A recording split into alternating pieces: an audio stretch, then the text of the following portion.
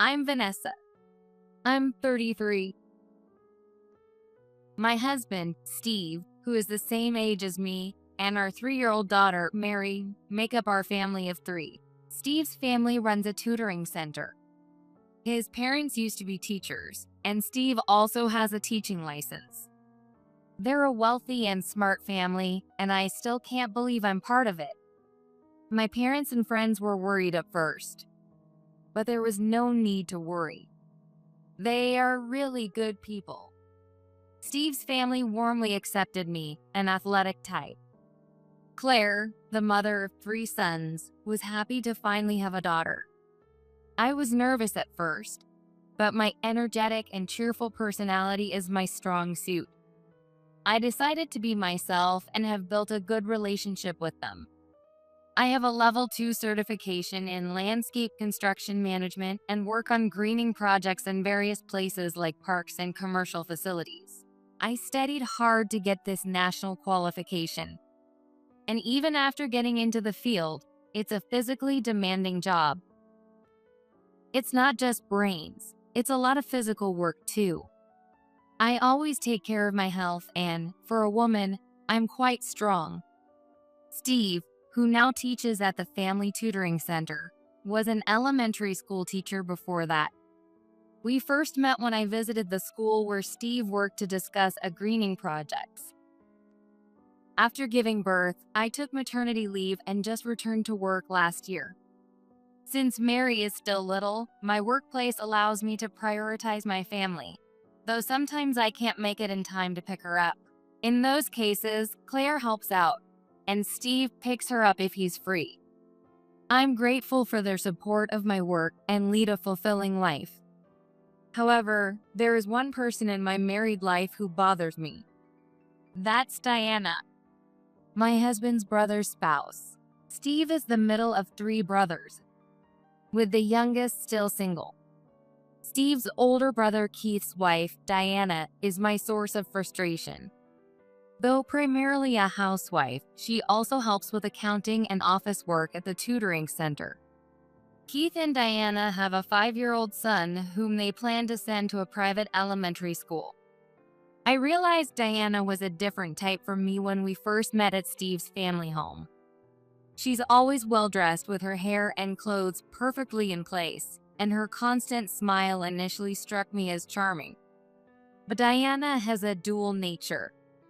One time, while helping Claire in the kitchen, Claire stepped out, and Diana spoke up.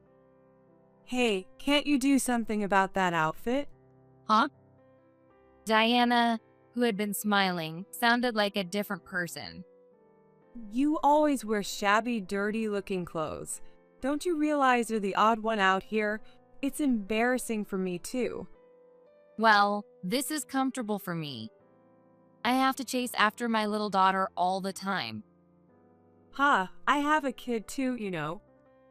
Diana sighed dramatically and seemed about to say more, but then Claire returned and she switched back to her usual self.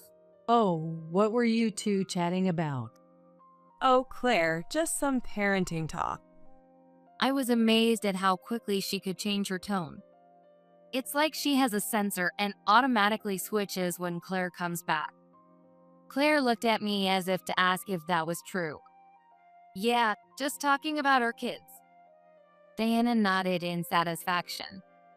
A slender Diana isn't frightening. I can handle this level of sarcasm, and I don't want to worry Claire unnecessarily. Some of my friends are troubled with mother-in-law issues. It's common to hear that mothers-in-law can be a source of stress. Compared to that, my mother-in-law is very supportive, even of my work. I thought, if I can't handle a bit of sarcasm from Diana, what can I handle? But every time we met, Diana would belittle me. Once, I ran into her on the street talking to a few of her mom friends while I was on the way to a job site. We made eye contact, and it would have been weird to ignore her, so I said, "Hi, Diana," and nodded. Oh, hello. I was in a hurry, so a quick greeting was all we exchanged. But that night, the phone rang. Well, what do you think you're doing? As soon as she realized it was me, She started yelling without even a greeting. What do you mean? This afternoon, don't ever speak to me dressed like that again. How can you walk around in those work clothes? It's unbelievable. You saw us, right? It's normal to be well dressed, even if there's no special occasion. All those moms are sending their kids to private schools. You're in a different world. I was so embarrassed. Diana ranted on. Well, I was working, so those were indeed my work clothes. I don't care. Just don't speak to me outside again. It's embarrassing. But isn't that strange? We're family. I've told you before, haven't I? You don't fit in with that family. And just so you know, you've never been just a sister-in-law to me. She hung up abruptly, leaving me stunned. Did she really need to call and say all that? She continues to make snide remarks whenever we meet at Steve's parents' house or family gatherings, but only reveals her true nature when we're alone. She enjoys looking well-dressed and acting like the sophisticated wife of a wealthy family. I don't mind that at all, but I don't understand why she needs to attack me. She always wears nice clothes and carries expensive bags and accessories. How does she afford so many? Keith must let her buy whatever she wants. Keith is so quiet. He probably doesn't know her true nature.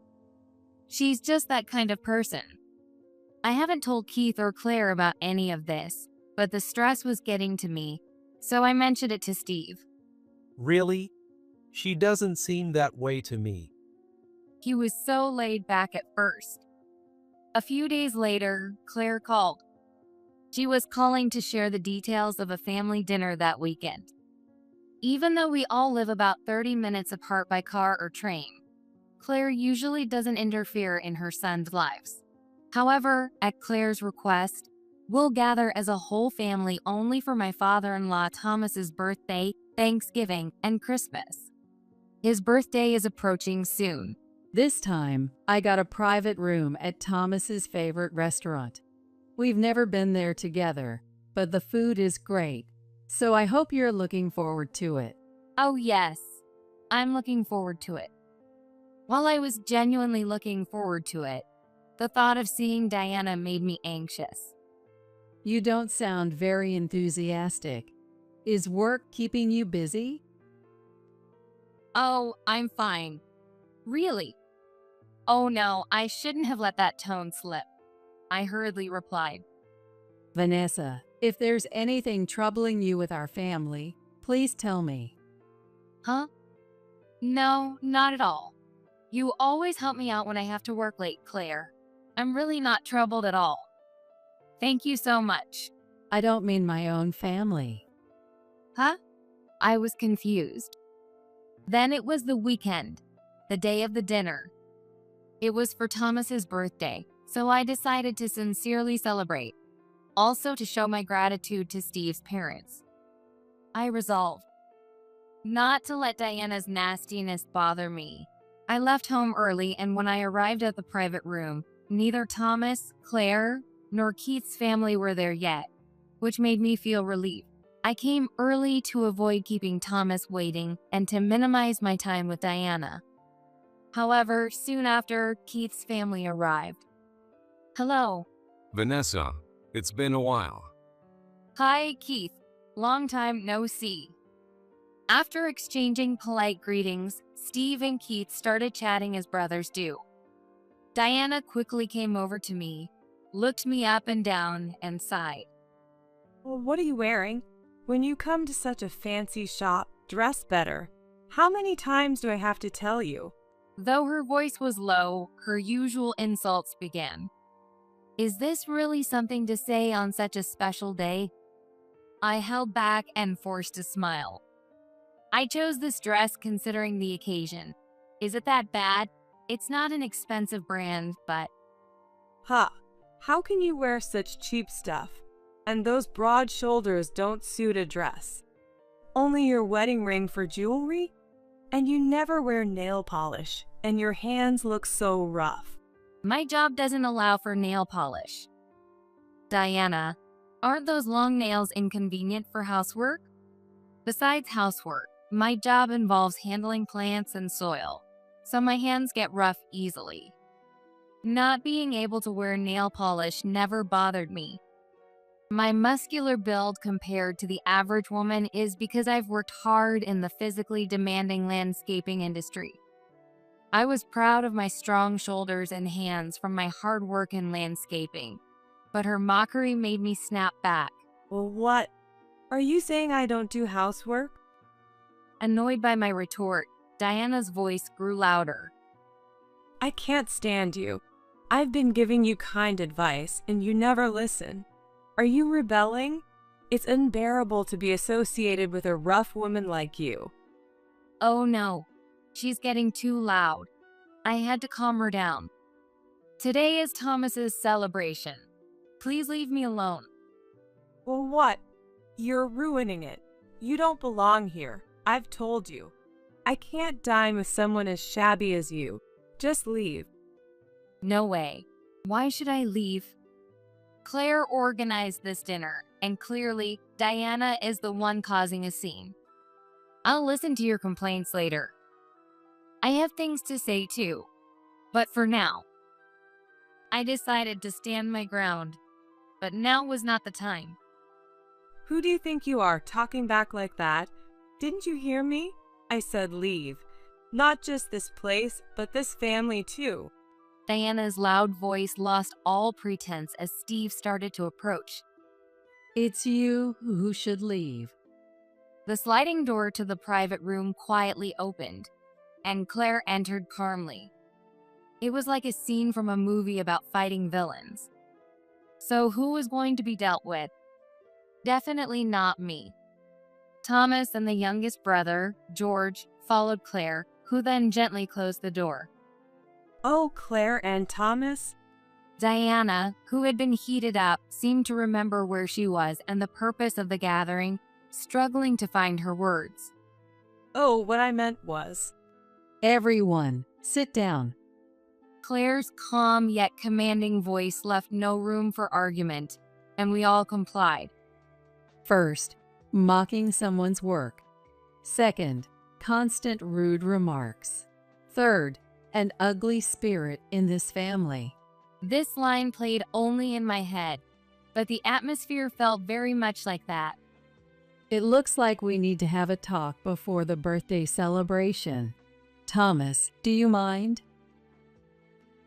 Thomas accepted it, and Claire turned to Diana. Now, Diana, what exactly were you saying to Vanessa?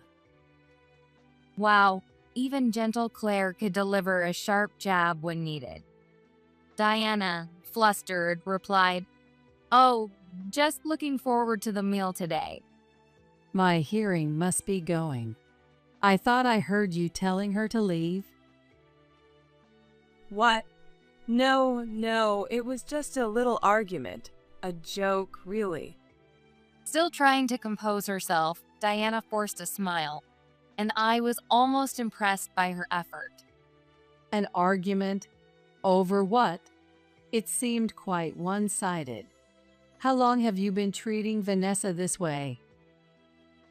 Claire had probably heard everything from the hallway. She glared straight at Diana. I wasn't bullying her.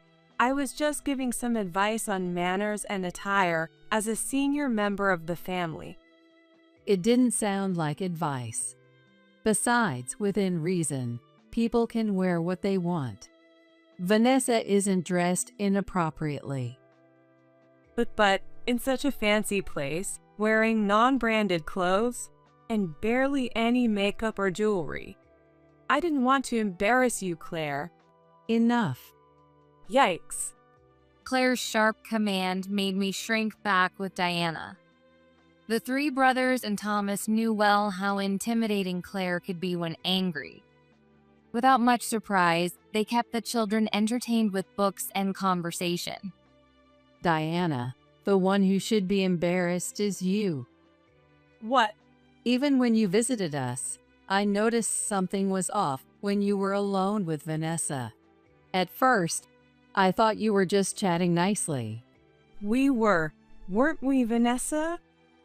Diana turned to me with a desperate look, but I avoided eye contact. Just so you know, Vanessa never tattled to me. She hoped you'd change on your own, but your behavior just escalated. What? Diana stammered as Claire pressed on. And you always wear such nice clothes and have so many bags.